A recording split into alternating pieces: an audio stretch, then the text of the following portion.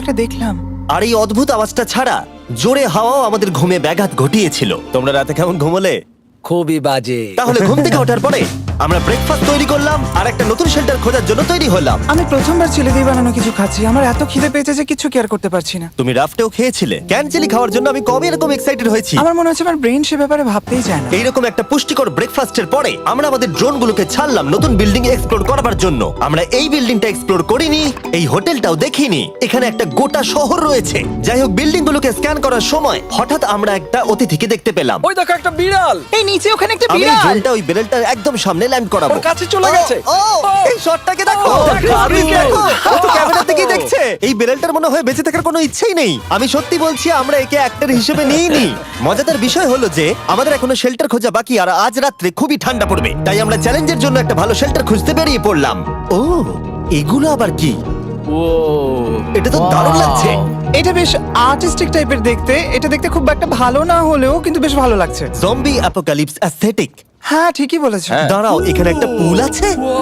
এ তো বিশাল বড়। দেখে খুব ভয়ঙ্কর লাগছে। তখনকার দিনে এটাকে ঠিক এমন দেখতে ছিল, এবং পরিত্যক্ত হওয়ার কয়েক যুগ পরে এটা এখন এরকম হয়ে গেছে। দাঁড়াও, এটাকে একটা সকার কোর্ট? এটা স্পোর্ট। এটা কি সকার বল? আহ, মরে যেতাম এক্ষুনি। আমার মনে হয় এই সকার বলটার আমার থেকে বেশি বয়স।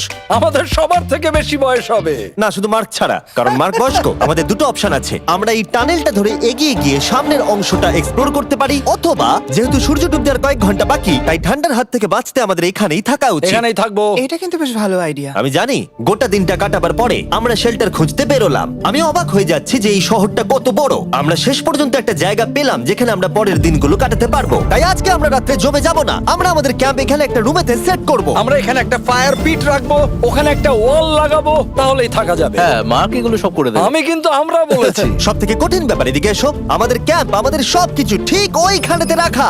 আশা করবো এখানে কোনো অসুবিধা হবে না, কারণ সেট আপ করতে অনেক কষ্ট হয়। সূর্য ডোবার সাথে সাথে তাপমাত্রা কমতে শুরু করলো, আর আমরা পুরোনো ক্যাম্পে এসে সবকিছু গোছাতে শুরু করলাম নতুন বেসে যাবার জন্য। আমরা এখন নিউ ক্যাম্প সাইটে যাচ্ছি। নতুন ক্যাম্প, নতুন ক্যাম্প। নতুন ক্যাম্প, ওকে। আজকে রাত্রে থাকার জন্য আমাদের অনেক পরিষ্কার করতে হবে। জায়গাটা সত্যি খুব জঘন্য, কিন্তু কি করা যাবে? একটা ওয়েদার প্রুফ বেস খুঁজে পাবার পরে আগামী কয়েকটা ঘন্টা সূর্য ডোবার আগে আমরা সমস্ত জিনিসপত্রগুলোকে টেনে টেনে ওপরে তুললাম। যেহেতু অন্ধকার দ্রুত নামছিল, আমরা নতুন বেসে সব জিনিসগুলোকে আনতে পারিনি। তাই আমাদের কাছে ছিল কিছু ওয়াটার ব্যাগ, কিছু ক্যান্ড চিলি, কিছু ম্যাট্রেস, আর তেমন কিছুই ছিল না। তোমাদের সবার নতুন জায়গা কেমন লাগছে? আমার বেশ ভালো লাগছে, এখানে কোনো হাওয়া নেই। এখানটা অনেকটা গরম। চ্যানেলের কি? এই চ্যালেঞ্জের 7টা দিনের মধ্যে আজকে হলো তৃতীয় দিন, আর ঘুম থেকে ওঠার পরে আবার এক্সপ্লোর করা শুরু করলাম। খুব সাবধানে। এই সিঁড়িগুলো বড্ড খাড়া। এই সব সিঁড়িগুলোর মধ্যে মাত্র 3টে সিঁড়ি ঠিকঠাক আছে। এই বীজটা তো দারুণ, দেখে তো বিচই মনে হচ্ছে। কারণ এটা একটা বীজ। হ্যাঁ হ্যাঁ হ্যাঁ। বেশি দূর যেতে হলো না, একটা অদ্ভুত ঘটনা ঘটলো। আমি কাউকে দেখতে পেলাম। কি? জানি না, ওই সিঁড়ির ওখানে মনে হলো কেউ আছে। হ্যাঁ, দেখতে পেয়েছি। জিমি, মনে আছে প্রথম দিন কাঁচ ভাঙার শব্দে আমরা কিরকম ভয় পেয়েছিলাম? আমার মনে হচ্ছে ওই কাঁচ ভাঙার পেছনে এরই হাত রয়েছে। সেই মুহূর্তেই আমরা বুঝতে পারলাম যে আমরা আসলে এই পরিত্যক্ত